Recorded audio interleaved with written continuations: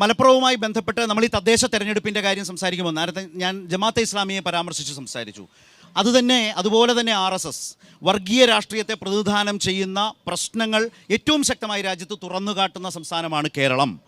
അങ്ങനെയുള്ള കേരളത്തിൽ മലപ്പുറത്തെ വോട്ടർമാരോട് BJP NDA എന്താണ് പറയുന്നത്? ഒരു ഭാഗത്ത് ഇന്ത്യയുടെ മോചനം ഇസ്ലാമിലൂടെ എന്ന് പ്രഖ്യാപിച്ചുകൊണ്ട് ഈ രാജ്യത്ത് മതപ്രബോധനവും അതുപോലെ തന്നെ രാഷ്ട്രീയ പ്രവർത്തനവും നടത്തിക്കൊണ്ടിരിക്കുന്ന ജമാഅത്ത് ഇസ്ലാമിയുടെ രാഷ്ട്രീയ പാർട്ടിയുടെ വെൽഫെയർ പാർട്ടിയുമായി സഖ്യം ചേർന്നുകൊണ്ട് മുസ്ലിം ലീഗും കോൺഗ്രസും മുന്നോട്ട് പോകും. അല്ല, അത് തന്നെയല്ലേ RSSും പറയുന്നത്. മറുഭാഗത്ത് LDFന്റെ നേതൃത്വത്തിൽ അതുപോലെ തന്നെ STPയെ കൂട്ടുപിടിച്ചുകൊണ്ട് ഇടതുപക്ഷം ഇതുപോലെ മുന്നോട്ട് പോകുന്നു. 100 വർഷം പിന്നിട്ട് RSS എന്താണ് പറയുന്നത്?